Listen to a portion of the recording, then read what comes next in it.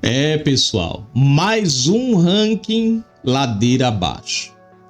Nós perdemos ranking na economia, né? Trouxemos aí no mês de finalzinho de dezembro, início de janeiro, o Brasil perdendo posição na questão das economias, as maiores economias do mundo, né? Isso só com Lula assumindo. É bom lembrar que quando Bolsonaro pegou o país, nós tivemos um avanço positivo nesses rankings. Um ano de governo Lula e esses avanços estão virando retrocessos. Na percepção da corrupção, o Brasil caiu também. Perdemos rankings na percepção da corrupção, né? Que é a pesquisa, né?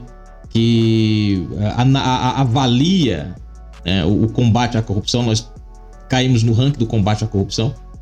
E agora nós vamos falar de um ponto que é justamente o que está em jogo no Brasil, literalmente.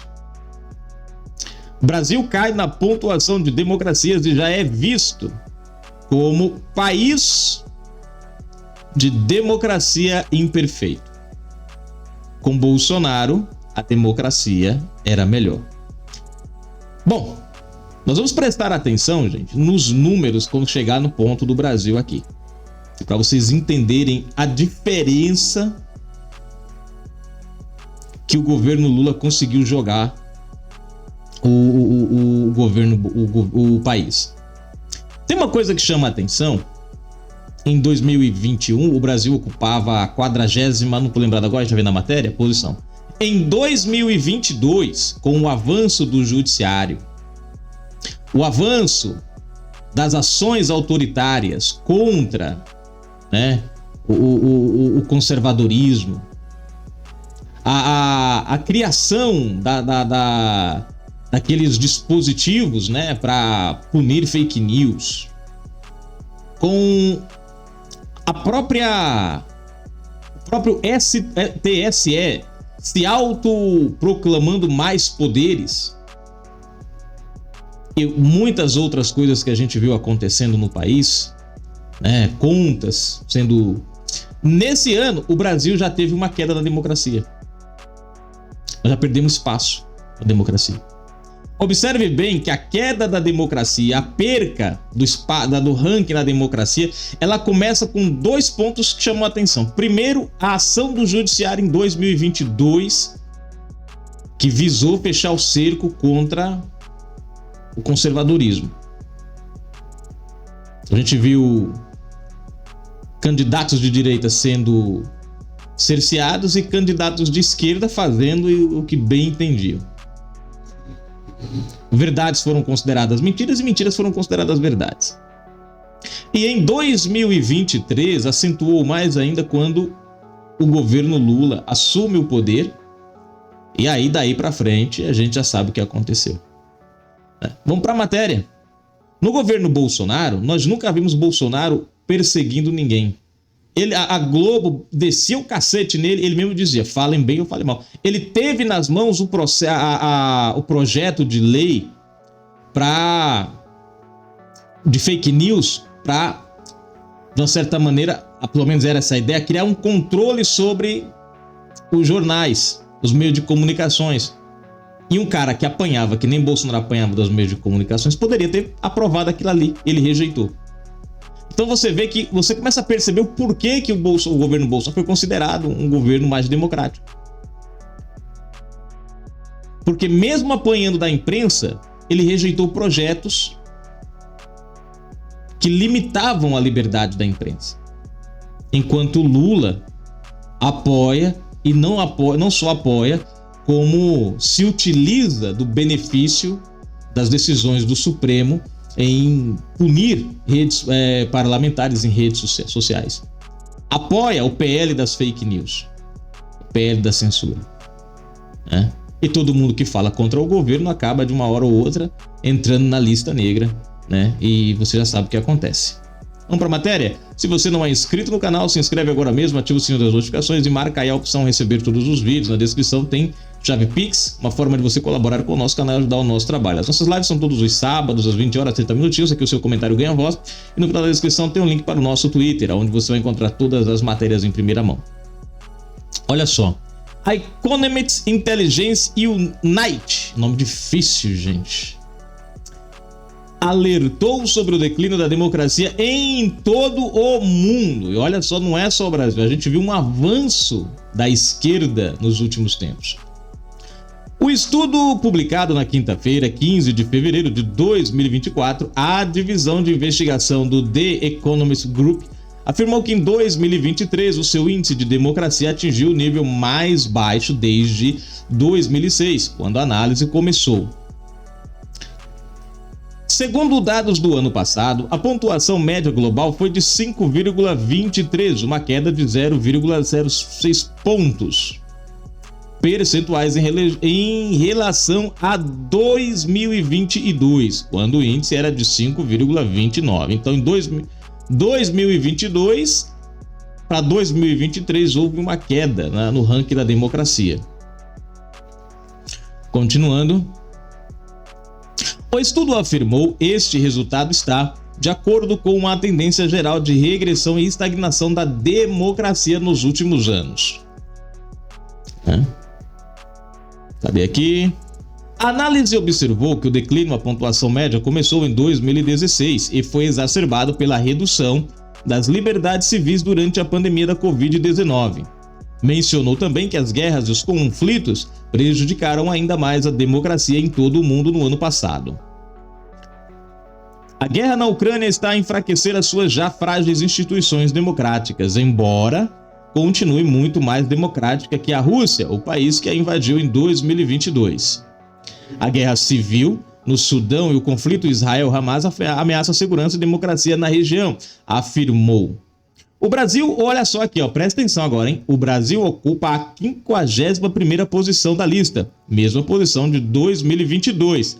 Agora presta atenção, em 2021 ficou na 40ª colocação, ou seja, uma pontuação melhor. Em 2022, que foi quando começou os avanços do judiciário, que protagonizou o que a gente viu, aí a democracia no Brasil teve uma perca no ranking.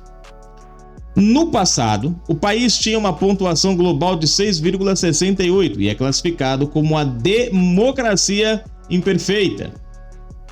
Então não temos democracia plena no Brasil.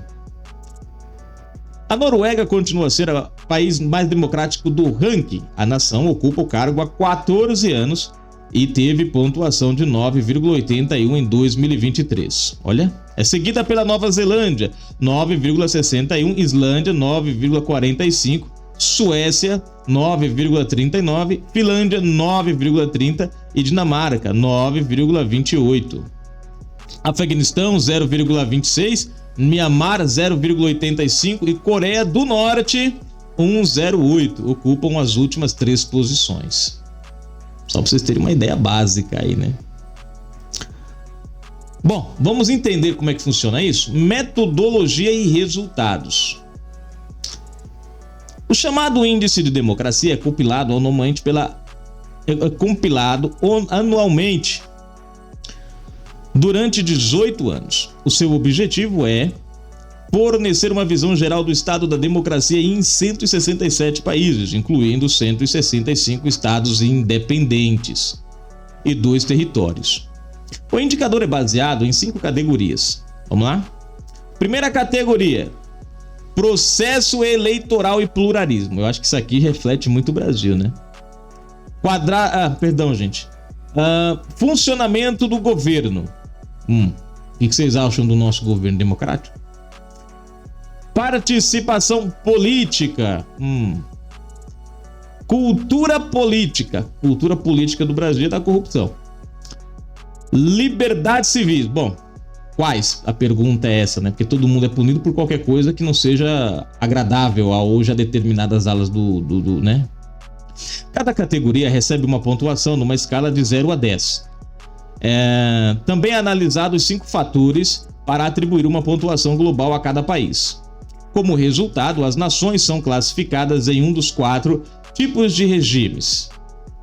Primeiro, democracia plena, pontuação superior a 8. Então, qualquer país que estiver acima de 8, na pontuação 8, né, é classificado como democracia plena. Democracia defeituosa, maior que 6 ou igual a 8, ou seja, vai de 6 a 8. O Brasil está encaixado nessa daqui. Regime híbrido, maior que 4 e menor ou igual a 6. Nós estamos no limiar disso aí. Regime autoritário, menor ou igual a 4. Aí. De acordo com a pesquisa de 2023, 74 dos 167 países e territórios seguem algum modelo de democracia, sendo 24 democracias plenas. Não houve mudança de 2022 para 2023 nesses números. O número de democracias imperfeitas aumentou de 48 para 50 em comparação com 2022, e nós estamos nessa lista. Dos restantes 95 países, 34 são classificados como regimes híbridos, que combinam elementos de democracia formal, né? Ou seja, democracia formal, né? Se refere ali a uma mistura, né? E autoritarismo, e 59 são classificados como os regimes autoritários. Olha a quantidade de países, gente, com regime autoritário. 59, hein? Bom, cadê aqui? Sim. Em 2022, eram 36 e 59, respectivamente. Os resultados sugerem que os regimes não democráticos estão a tornar-se mais enraizados e os regimes híbridos estão a lutar para se democratizar, concluiu o estudo. Considerando a população dos países analisados, apenas 7,8% vive em democracias plenas, enquanto 39,4% estão sob regime autoritário. Caramba! Folha de São Paulo, olha só, gente, 39% do mundo, regimes autoritários. Bom, tá aí a matéria, né? E o Brasil, vocês viram, antes de 2022, antes das eleições, antes das ações, das investidas né? 40,7, 40, alguma coisa, né? E aí, em 2022, e o avanço do judiciário e a instalação do governo Lula, o Brasil sobe para 51ª, ou seja, é o número de Lula, né? 51. Só não é uma boa ideia, mas é o número de Lula. Comentários pra gente finalizar, né? Você vê que coisa interessante, né? O cara que é considerado autoritário, o governo dele é considerado mais democrático. Dá pra gente entender? E o cara que é considerado o democrático, bonzinho, no governo dele, o país sobe no ranking em direção ao autoritarismo. Até comentário, deixa eu ver. Regina Rancoleta, ela comentou aqui: vai perder com certeza. E Ramagem, se Deus permitir, vai ganhar, né? MDB anuncia o deputado Antônio de Paula como pré-candidato à prefeitura do Rio de Janeiro. Gente, o comentário que eu vou fazer aqui com vocês, não me interpretem mal, pelo amor de Deus. Mas, vamos deixar de lado aí, né, as rixas com o Antônio de Paula, porque a gente precisa... E é esse o nosso grande mal da esquerda, é que a esquerda ela tá guardando muito rancor por divergências. Eu não vejo o Antônio de Paula como um traidor de Bolsonaro. Eu vejo como um cara que diverge de Bolsonaro. E a gente precisa entender que o conservadorismo, a direita, a democracia é justamente isso. Ela é feita das divergências de opiniões e de pontos, mas em defesa do mesmo propósito. O Antônio de Paula, ele abraçou muita causa conservadora, ele deu muita cara a tapa, ele defendeu muito esse país. Então, assim, ele divergiu de Bolsonaro em alguns pontos, muita gente não gostou, mas só que a gente precisa colocar isso de lado, porque senão a gente vai perder mais uma batalha. E vou explicar para vocês aqui o porquê. Nós temos hoje o Ramagem e é um excelente nome. Porém, nós temos agora o Supremo Tribunal no encalço do Ramagem. E o que a gente não pode é fechar as portas para o Antônio de Paula nesse momento, porque e eu não duvido nada, porque com a justiça que a gente tem hoje, não se aplica mais justiça, se aplica a injustiça. Eu não duvido nada que em algum momento, entre agora e junho desse ano, o Supremo, o TSE, o Supremo, aperte o cerco ali em Ramagem e impeça ele de disputar as eleições. E se isso vier a acontecer, e Deus ajude que não aconteça, porque ele é o nome ideal para o Rio de Janeiro, mas se isso vier a acontecer, a gente vai precisar de outro nome. Então a gente precisa entender isso. Entre o Mota do PSOL e o Paes do PDT, com quem vocês ficam? Eu fico com o Antônio de Paula. Entre esses dois, eu fico com o Antônio de Paula. Nesse momento, nós não temos nenhum outro nome no Rio de Janeiro, além do Ramagem do Antônio de Paula. Então eu posso não gostar do Antônio de Paula, mas é melhor ter ele numa eventual, né, situação que impeça o Ramagem, do que o pessoal atacar o cara agora e depois chegar lá na frente, Moraes impediu o Ramagem, e aí como é que vai ficar? A gente tem que começar a olhar, gente, para essa briga com um olhar diferente. A gente não pode sair detonando todo. Ah, fulano é traidor. Espera um pouco, vamos observar o que o cara fez. O que ele foi contra Bolsonaro? São questões de opinião, divergência. A gente não pode tratar todo mundo que acabe divergindo de Bolsonaro como traidor, porque senão vai chegar uma hora que não vai sobrar ninguém. E ser conservador e ser de direita é justamente isso. É buscar a mesma coisa, ainda que outras pessoas tenham pensamentos diferentes ou busquem chegar lá de forma diferente. É o caso do Antônio de Paula. Então, assim, é um ponto de vista que eu chamo a atenção para vocês. Não vamos atacar o Antônio de Paula, não, porque pode ser que lá na frente a decisão de Moraes nos permita apenas o Antônio de Paula. E entre Mota, do PSOL, e o Paes, do PDT, que é o atual prefeito, eu prefiro o Antônio de Paula. Vamos torcer para o Ramagem, seu nome, que permaneça. Né? Tavares Santos comentou aqui: Antônio de Paula é bom, apesar de ser um traidor, né? Todo mundo tem o cara como traidor, eu não vejo assim, né? Que nem eu falei pra vocês, divergências não é traição. Opiniões diferentes não é traições. Também não vejo como traição. Traição é o cara declarar apoio a um e depois se aboletar com o outro. Eu vou dar um exemplo pra vocês do que é traição. Joyce Hasselmann, Frota, esses dois aqui são traidores, porque sentaram na mesa com Bolsonaro. Frota chegou a sentar no colo de Bolsonaro. A Joyce chegou a se declarar o Bolsonaro de saias. Quando ganhou as eleições, o que ele fez? Fizeram? No momento que Bolsonaro não deu o que eles queriam, que era cada um queria um espaço, né? Entraram na política tentando com